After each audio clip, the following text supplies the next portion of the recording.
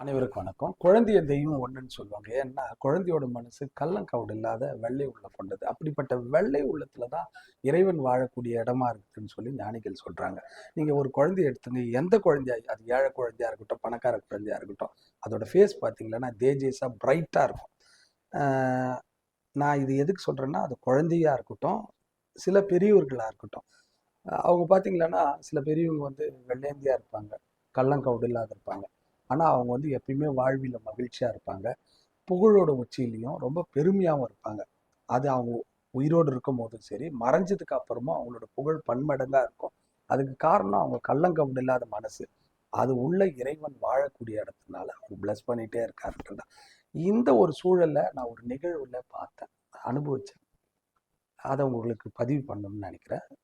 2012 June 6ஆம் தேதி அப்துல் கலாம் ஐயா வந்து காந்தி வேர்ல்ட் ஃபவுண்டேஷன் நிகழ்வுல கலந்துட்டு வந்திருந்தாங்க.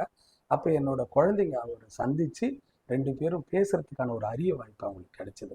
அப்போ என்னோட பெண் குழந்தைக்கு வயசு 6. அவர் வந்து தாத்தா ஹவ் ஆர் யூ அப்படின்னு கேட்குறாங்க. உடனே ஐ எம் ஃபைன் ராஜா அப்படின்னு சொல்லி அவர் பிளஸ் பண்றார். உடனே 4 வயசு உள்ள என்னோட மகன் அவர் வந்து அவனுக்கு புரியல, 4 வயசு குழந்தை இல்லை, அது வந்து கள்ளங்கவுடு இல்லாத, அதை அந்த பொருள் புரியாத ஹூ ஆர் யூ தாத்தா அப்படின்னு சொல்லிட்டு. அப்போ இந்த கள்ளங்கவுடு இல்லாத அந்த குழந்தை கேட்குது, அந்த வளர்ந்த குழந்தை கே உடனே அதை அன்பு பொழிகிற மாதிரி அதை ஃபீலே பண்ணல. அவரோட உயரத்தை கூட யோசிக்காத ஐ எம் அப்துல் கலாம் ராஜா அப்படின்னு சொல்லி அப்படியே கட்டி அணைக்கிறார்.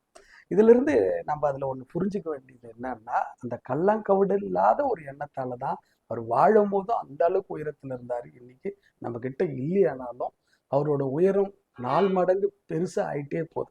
அதுல இருந்து தான் நான் தெரிஞ்சுக்கிட்டேன், அந்த கள்ளங்கவடு இல்லாத உள்ளம் எந்த அளவுக்கு வந்து இறைவனால பிளெஸிங் பண்ணப்பட்டிருக்குன்றத புரிஞ்சுக்கிட்டேன்.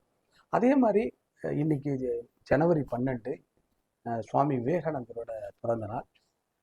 அவரும் பார்த்தீங்களான்னா அவரோட எந்த ஒரு எதிர்பார்ப்பு இல்லாமல் தேச மக்களுக்காக, தேச விடுதலைக்காக கள்ளங்கவட இல்லாத அந்த அன்பை செலுத்தினது காரணத்தினால தான் அவர் இன்னைக்கு இல்லையானாலும் அவருக்கு வந்து அவரோட புகழ் நாளுக்கு நாள் மேலே மேலே போயிட்டே இருக்கு. இந்த தருணத்தில் அவரோட பிறந்த நாள்ல என் மகன் ராகுல் ராம் அவர்கள் வந்து இன்னைக்கு ஜனவரி 12 பிறந்திருக்காரு. அவருக்கு நான் பிறந்த நாளை தெரிவிச்சுக்கிறேன். உங்ககிட்டயும் அதை நான் வேண்டுகோளா வைக்கிறேன். அவரோட வாழ்த்துல அமைதிங்களும். நன்றி, வணக்கம்.